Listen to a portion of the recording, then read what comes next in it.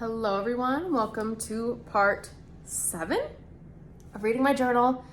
If I look a little puffy, I'm batch filming and I just filmed part 6, which covered the earthquake and is apparently so emotional to me. It gets me emotional. But this video will be a little happier. There's some photos to throw in. I love some of these photos, so I hope you guys enjoy them. It was our family's trip to Bali, Indonesia. We were obviously very lucky to, first of all, be living in Japan in the first place, but we were closer to Bali than we are now. If you look at flights from Denver to Bali, not realistic, but coming from Japan, a lot more realistic. And the conversion rate there is incredible. Let me look it up and I'll tell you what it's at right now. So as of today, which is actually September 21st, $1 is 0.00065 Indonesian rupiah. So the conversion would be the price of, let's say, a 3-star hotel is $50 a night for a 3-star hotel. We were lucky enough to be able to afford a private villa, which was about $100 a night, which is insane to think about for a private villa. I do want to preface this with, again, we were incredibly lucky to be able to have had this experience. I don't want to try to brag about it in any way, but I want to also explain and give the whole story and the whole experience. If you have the chance to go to Bali, literally the most expensive part is the flight to get over there. But being there is one of the cheaper places you can actually travel. So let's get started. March 23rd of 2011, review of Bali.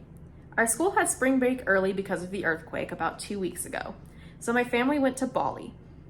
On Wednesday the 17th, we flew from Narita Airport to the airport in Singapore. Don't ask me how to pronounce it. And we only had a 1-hour layover, so we had to run to get to the next terminal, then go through security again. Then we boarded the next plane from Singapore to Denpasar, Bali. That was only about a 2-hour flight this time.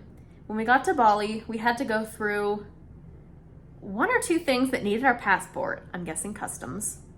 Oh, and when we got off the plane, we had to use stairs to get off the plane, which I had never done before, so I thought that was so cool. Once you step onto the stairs, then you get the hot air and the hot air smell. Not very pleasant, but it could have also been from the humidity. That's all I wrote about Bali. So if that's all that I wrote, I guess let's talk about it a little bit and kind of go based off some pictures that we have. So again, we had our own private villa. It was very cheap. Tips were very cheap. It was a 3-bedroom, so my parents had a master bedroom. My sisters and I shared one room, and then there was kind of like a loft upstairs above the kitchen, but no one wanted to sleep there because there were a lot of geckos up there. There were geckos all around the villa, like up on the roof and everything, so it was kind of cool to see. But for someone who doesn't like those sort of things, it was not for me. But we did have our own private chef who made breakfast, lunch, and dinner for us. My favorite thing, probably that I've ever had in my life, was breakfast fried rice with a fried egg on top. It was so good. One day we went out to the beach, because you have to go to the beach, and we were kind of walking outwards, not necessarily in the water, but then the tide came in fast. And I was wearing like those cheap $5 flip-flops that are like foam. So I was stepping in the sand and in the water, and my flip-flops kept coming off, and the water was kind of washing them away. And I started crying because there were all of these friggin', we call them chocolate chip starfish. I don't know what they really are. But then I was afraid I was gonna step on them every time I lost my flip-flop. So I was so scared the whole time. We did end up riding elephants, which I don't know if I would do today necessarily. But at the time it was something that we had to experience, and we were there. We visited a lot of temples, including the Monkey Temple, which was an experience in itself. The Monkey Temple is exactly what it sounds like. It's a temple surrounded by monkeys in the wild. So there were a lot that were trying to steal things off of people. They tried to bite Taylor's shoe at one point. It was hilarious, but the monkeys will take things if you leave them out or if you don't have them attached to your body, they will take it. glasses and all. We went to a water park called, at the time, Water Bomb Bali. I don't know if it's still named that today. Had a freaking blast. I am not one for water slides that are steep and you have to like you have to lay flat on some of them. I'm more of like an inner tube kind of girl. And so I went on one where you lay flat like this and it had a couple like dips in it, and I panicked midway and I leaned up and I like landed on my tailbone funny and it hurt my back for the rest of the day. So lesson learned, or I just won't go on them again. There was this really nice mall that we went to, I think the following day, and we had Cold Stone. It was like a regular shop. They had toy stores, a regular mall. They had toy stores and clothing stores. So that was fun to experience just in a different country.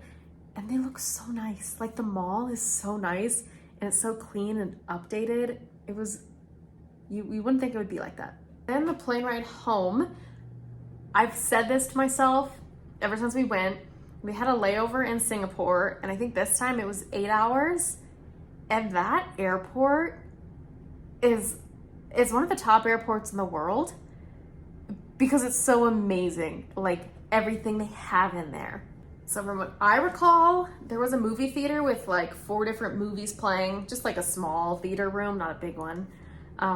There is an indoor botanic garden. There's an indoor waterfall. They had shops, but our layover was overnight, so none of them were open, so that was kind of sad. And then this is just Googling it to see what they have now. Obviously, internet, game facilities, prayer rooms, showers, spas, gym, swimming pool, and a hotel.